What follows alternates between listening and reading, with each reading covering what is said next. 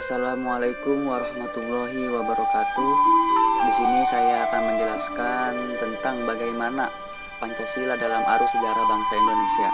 Perlu kita ketahui bahwa Pancasila merupakan dasar resmi negara kebangsaan Indonesia sejak tanggal 18 Agustus tahun 1945. Hal ini terjadi karena pada waktu itulah Pancasila disahkan oleh PPKI, lembaga atau badan konstituen yang memiliki kewenangan dalam merumuskan dan mengesahkan dasar negara Indonesia merdeka. Menelusuri konsep dan urgensi Pancasila dalam arus sejarah bangsa Indonesia. 1. Periode pengusulan Pancasila. Jauh sebelum periode pengusulan Pancasila, cikal bakal munculnya ideologi bangsa itu diawali dengan lahirnya rasa nasionalisme yang menjadi pembuka ke pintu gerbang kemerdekaan bangsa Indonesia.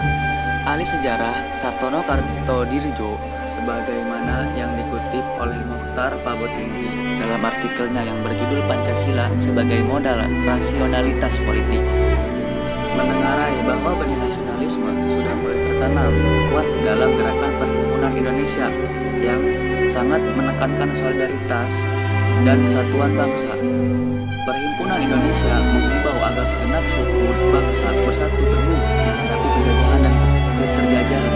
Kemudian disusul lahirnya Sumpah Pemuda tanggal 28 Oktober tahun 1928 merupakan momen perumusan diri bangsa Indonesia.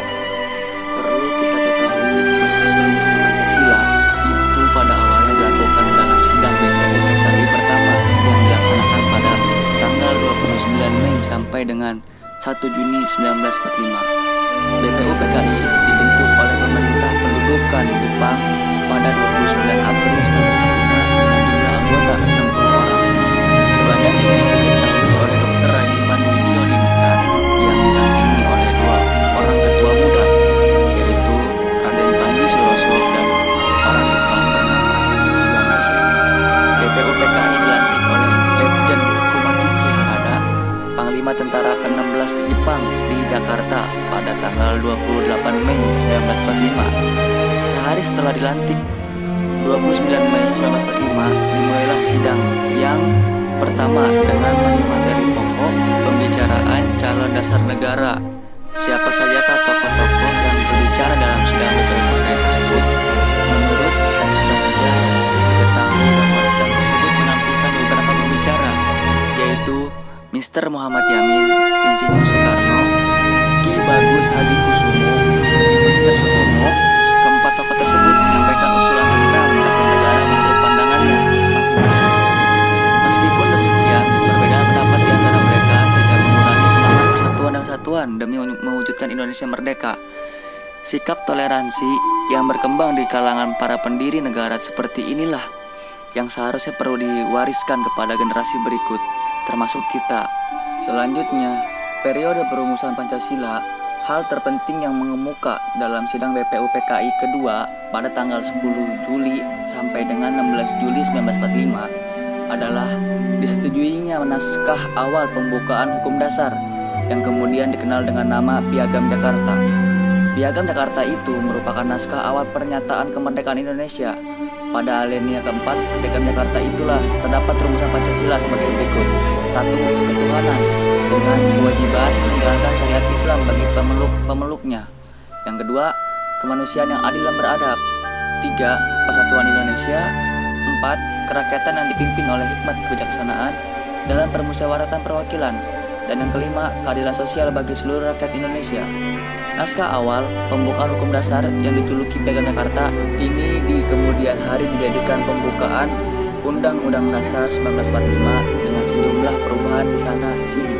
Ketika para pemimpin Indonesia sedang sibuk mempersiapkan kemerdekaan menurut skenario Jepang, secara tiba-tiba terjadi perubahan peta politik dunia.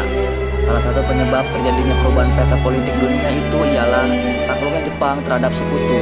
Peristiwa itu ditandai dengan jatuhnya bom atom di kota Hiroshima pada 6 Agustus 1945. Sehari setelah peristiwa itu, 7 Agustus 1945, pemerintah pendudukan Jepang di Jakarta mengeluarkan maklumat yang berisi 1. Pertengahan Agustus 1945 akan dibentuk panitia persiapan kemerdekaan bagi Indonesia atau yang disebut dengan PPKI. Yang kedua, panitia itu rencananya akan dilantik pada tanggal 18 Agustus 1945 dan mulai bersidang 19 Agustus 1945. Dan yang ketiga, direncanakan 24 Agustus 1945 Indonesia dimerdekakan. Esok paginya, tanggal 18 Agustus 1945, Soekarno, Hatta, dan Rajiman dipanggil Jenderal Terauchi, penguasa militer Jepang di kawasan Asia Tenggara yang berkedudukan di Saigon, Vietnam. Sekarang kota itu bernama Ho Chi Minh.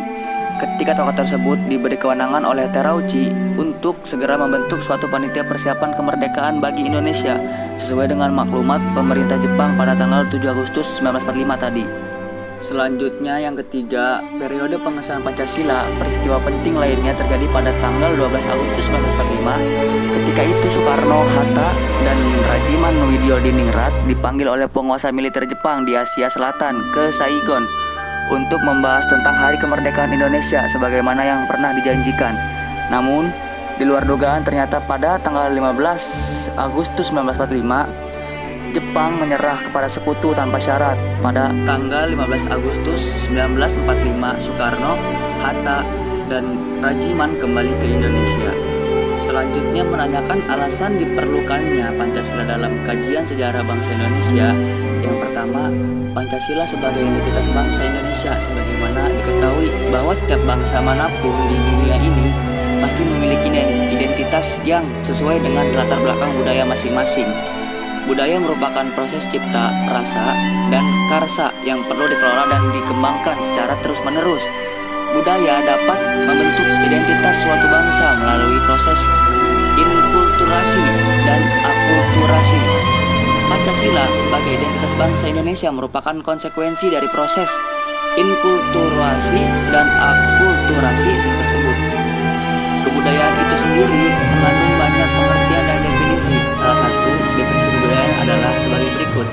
Suatu desain untuk hidup yang merupakan suatu perencanaan dan sesuai dengan perencanaan itu masyarakat mengadaptasikan dirinya pada lingkungan fisik, sosial, dan gagasan.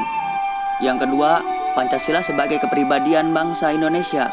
Pancasila disebut juga sebagai kepribadian bangsa Indonesia, artinya nilai-nilai ketuhanan, kemanusiaan, persatuan, kerakyatan, dan keadilan mewujudkan dalam sikap mental dan tingkah laku serta amal perbuatan.